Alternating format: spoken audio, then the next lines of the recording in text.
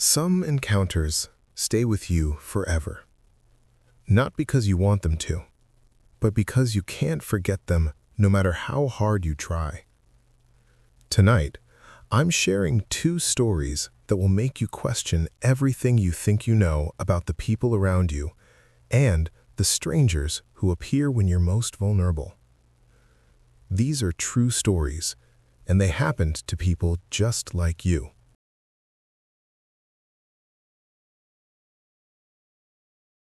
This happened in early December, 2 years ago. I drove up into the mountains to visit an old friend I hadn't seen in a long time. I'll call him Scott. My name is Jeremy. We'd been friends since middle school, but after graduation, he moved to a small mountain town with his family. Over time, we drifted apart. I stayed in New York City for work. He stayed in the mountains. So when he randomly reached out and invited me for a weekend visit, I felt nostalgic, excited even. He said winter was the best time. The snow added to the rustic vibe. The drive up the mountain was long. The roads were icy. There were barely any cars. The sun set around 4 p.m. By the time I reached his area, it was pitch black. His house was one of those old wooden structures on the side of a mountain, only a few scattered homes nearby. When he came outside to greet me, something felt off. He talked slower than I remembered. He kept pausing mid-sentence, like he forgot what he was saying. Inside, the house was warm, but very empty. Just a couch, a table, a few chairs, some antique wall decor. He said I could sleep on the couch. Across from it was a long, dark hallway, leading to a bathroom and 2 empty guest rooms. The hallway had no light at the end. From the couch, all I could see was a pitch-black rectangle stretching into the back of the house. It made me uncomfortable. For some reason. That first night, we talked about old times, but it felt strange. He barely made eye contact, and he kept glancing toward the hallway. Around 2 a.m, I woke up to loud footsteps upstairs, like someone sprinting back and forth across the floor. It went on for about 20 seconds, then stopped completely. The second day was even weirder. Scott barely talked, barely ate. He kept walking down that hallway, repeatedly. I assumed he was going to the bathroom, though I never heard a flush. That night, a snowstorm rolled in. Around 2 a.m., I woke again, this time to a scraping sound coming from the hallway, like something being dragged across the floor. Then, a tap on the wall.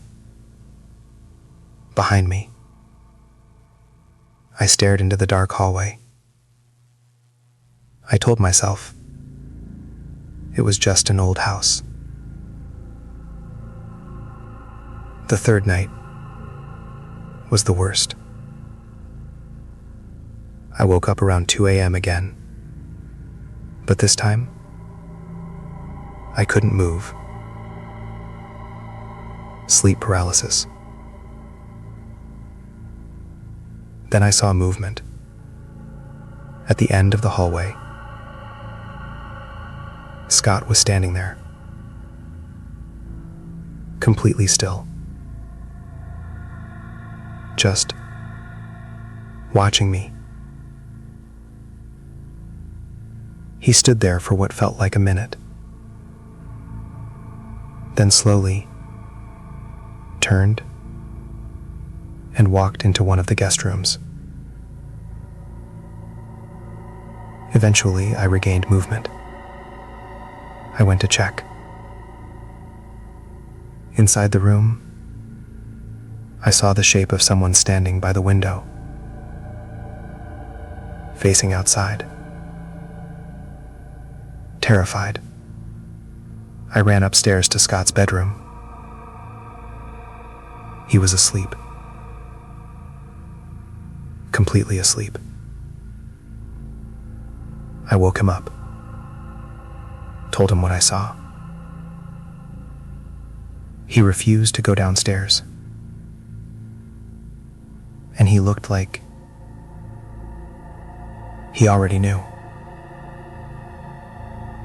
I asked him, "Scott, who is that downstairs?" He just shrugged. That was enough for me. I packed my stuff and left immediately, snowstorm or not. As I backed out of the driveway, I looked at the house one last time. In the window at the end of that hallway, I saw a silhouette. After that weekend, he stopped responding to my texts. I even threatened to call for a wellness check.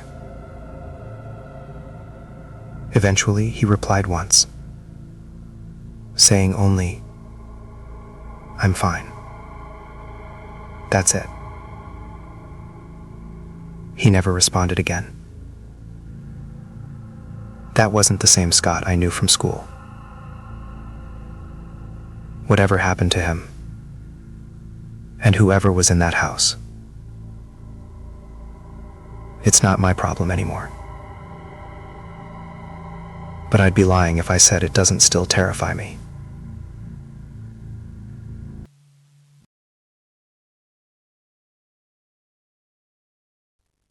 It was Thanksgiving Day, 2 years ago. I was 19 years old, sick with a respiratory virus, barely able to speak without coughing. But I had a promise to a friend to watch her cat while she was out of town. I don't break my promises. That evening, I had one other mission. My tennis rackets and bowling ball were at my dad's place across town. If I didn't get them that night, it would be months before I'd see them again. So I made a plan. Take the light rail, meet my brother, get my stuff, then stop by my friend's apartment to check on her cat. Simple, right? The transit system where I live is unreliable. I waited at the bus stop for over 30 minutes. My phone kept saying the bus was 1 minute away, then it would refresh. 15 minutes away, 1 minute away, 15 minutes, over and over. Now, let me paint you a picture. It's 9 p.m. on Thanksgiving night. I'm a 19-year-old girl, 5'3", carrying a 13-pound bowling ball, tennis rackets, and Thanksgiving leftovers. I'm sick, coughing every few seconds. The bus stop is empty. Completely empty. Then, a car pulled up. Inside were a group of men in their early 20s, speaking another language, laughing. I assumed they were just dropping someone off. One of them got out, and the car drove away. The station was large. I stood away from the bench because I was coughing. But this man, he walked directly over to me and sat down right next to me. I tried not to think about it. I stared at my phone, watched the bus times change. Then suddenly, I felt something on my shoulder. He had stood up and wrapped his arm tightly around me. My mind went blank. I froze. He mumbled something, like he was asking if I was okay. I said I was fine, just waiting for the bus.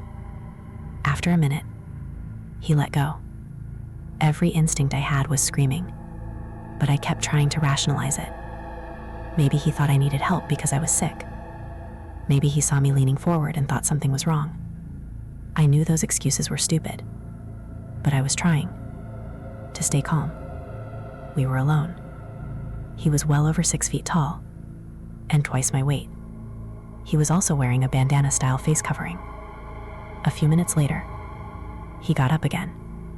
He put his arm around me a second time. This time, he was stroking my back. Then, I saw my bus approaching. I stayed completely still until it pulled up close. When it got near enough, I slipped out of his grip and quietly said, "My bus is here." His response made it clear. He was following me onto that bus. I got on and purposely stayed standing. Because of his size, I knew he'd have to sit. And if I sat first, he would sit next to me. Once on the bus, I messaged a friend. I thought about calling the police, but I didn't know if he had a weapon, and he would hear every word I said. I knew I couldn't go to my friend's apartment anymore. The stop before her place was where I worked. A restaurant inside a large outdoor shopping center.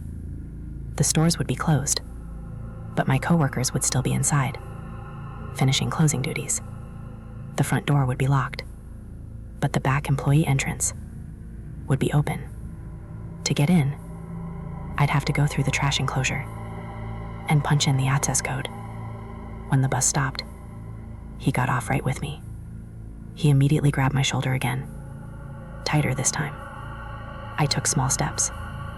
I didn't want to run too early and risk him catching me. As we got closer to my workplace, all I could think about was, would I be fast enough? When we reached the back entrance, the trash enclosure door was propped open. 2 of my coworkers were standing there, talking. That was my moment. His grip loosened slightly while we were walking. I slipped out and ran past him. I tried to tell my coworker that a man was following me, to shut the door, even though I could barely talk. He understood. He slammed it shut. Not even 2 seconds later, the handle started rattling violently. He began banging on the door. We called mall security. While we waited, we watched him through the windows, pacing back and forth. Eventually, he walked into an ice cream shop across the way. Security arrived, asked questions. A coworker drove me to my friend's place, then drove me home. A few days later, my manager said security wanted to know if I wanted to press charges. I wasn't sure. I mostly just wanted to know his name and why he was there that night, but I never heard anything again. To this day, I don't know what that man wanted, though I definitely have my suspicions. I actually forgot about it until recently, when that same friend asked me to watch her cat again for Thanksgiving.